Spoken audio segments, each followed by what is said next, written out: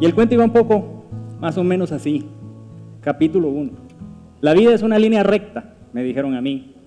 En mi mente de niño yo me imaginaba un gran árbol altísimo, donde después de mucho estudiar, de mucho esforzarse, de trabajar, de hacer una familia, de tener éxito profesional, uno llegaba arriba donde estaban las hojas, la sombra, los frutos, y entonces uno cosechaba todo lo bueno de la vida, lo que llaman el retiro o pensionarse en Costa Rica.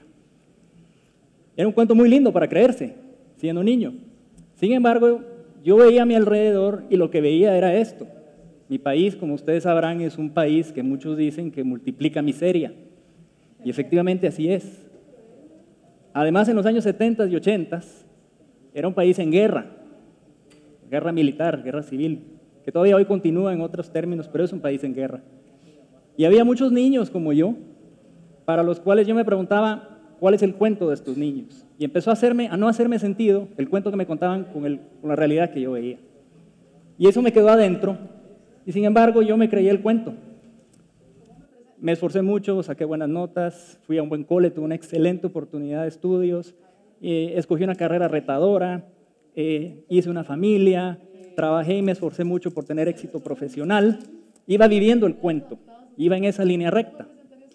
Pero me di cuenta que había un gran vacío. A medida que yo más avanzaba, más vacío me sentía. Y entonces decidí dejar de ir por esa línea recta y saltar. Es la decisión más impopular y difícil de mi vida. Muchos no me lo perdonan hasta la fecha. Fue como tirarse a los tiburones y lo hice. Y empecé un nuevo capítulo en mi vida donde la constante fue preguntar y aprender, preguntar y aprender, preguntar y aprender. Y de tanta preguntadera me encuentro un día en un lugar maravilloso en las montañas más allá de San Vito de Cotobruz, en una escuela unidocente, donde la maestra, con 56 alumnos, pide ayuda, porque dice que los niños salen de la escuela y se van a ver televisión y que ella no tiene herramientas para potenciarlos. Y lo que me nace, hay como un momento de clic mágico ahí, es ofrecerle que por qué no hacemos una biblioteca, iniciamos una biblioteca en esa escuela. Y ahí descubro que mi pasión, una de mis pasiones era la lectura. Entonces descubro que hay un amor por la lectura, porque la raíz de la pasión es el amor que uno siente por algo. Y entonces descubro que quiero dedicarme a potenciar niños a través de llevarles estímulos positivos, en este caso libros. Organizo una colecta, les enviamos 200 libros y ahí nace un camino de más aprendizaje que me llevó a entender conceptos muy importantes en el tema de hacer acción social. Primero, el concepto del valor social. Pintar una escuela, o dar un libro, hacer una biblioteca, o dar computadoras, todos generan valor social. Sin embargo, hay unos que generan más valor social que otros. Y el valor social se puede medir. Y si se puede medir como resultado económico, entonces surge un segundo concepto que es de inversión social. Entonces uno puede saber cuánto rinde esa inversión y en cuánto tiempo. Y entonces uno empieza a ver las cosas un poco diferente.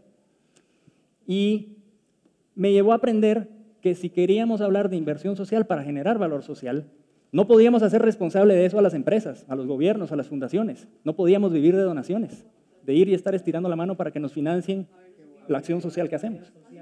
Y descubro que hay modelos muy innovadores que se llaman empresa social, que nació hace 10, 15 años en Europa.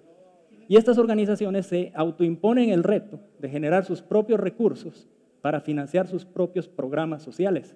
Y eso es una figura con la cual yo personalmente me sentí más cómodo. Y decidí entonces aprender sobre el tema de empresas sociales y descubro que hay empresas sociales por todo el mundo. Aprendo que hay una muy interesante que es el Banco Grameen en Bangladesh, que incluso llevó a su fundador, Mohamed Yunus, a ganar el Premio Nobel de Economía. Y encuentro modelos tan innovadores como Aravind en Asia, en particular en la India y en otros países del sudeste asiático, que da servicios oftalmológicos de bajo costo y de esa forma genera valor social. Y entonces, junto a un equipo de personas maravillosas que la vida me puso en el camino, 4 de las cuales están sentadas en la segunda fila, decido hacer una empresa social en Costa Rica, enfocada en lo que yo creo, que es en potenciar niños a través de la lectura. Y empezamos a hacer todo tipo de actividades para facilitar que los niños superen las barreras que les impiden tener acceso a literatura de calidad. Y a la fecha, 4 años después, Nadie en Centroamérica edita más libros infantiles para distribución gratuita a niños, padres, escuelas y bibliotecas públicas que esta empresa social que se llama Do Good. Y ese es el camino que he recorrido hasta el momento. Estamos empezando una nueva etapa, tenemos sueños de seguir creciendo desde Costa Rica hasta toda Latinoamérica, así es que es una historia que pensamos continuar. Y quiero dejarlos con una reflexión que viene de una canción que ustedes habrán escuchado. Yo la traigo a colación porque es la favorita de mi hija menor, Andrea. Y la canción es de Natasha Bedingfield y dice que la historia, tu cuento de tu vida empieza hoy. El resto aún no está escrito. Y me inspiró mucho lo que José Calvo habló en la mañana. Él es una persona que decidió romper el ciclo de negatividad y cambiarlo por uno de positividad y posibilidades. Y inspirado en lo que José dijo, yo los invito a ustedes a que escriban su propio cuento.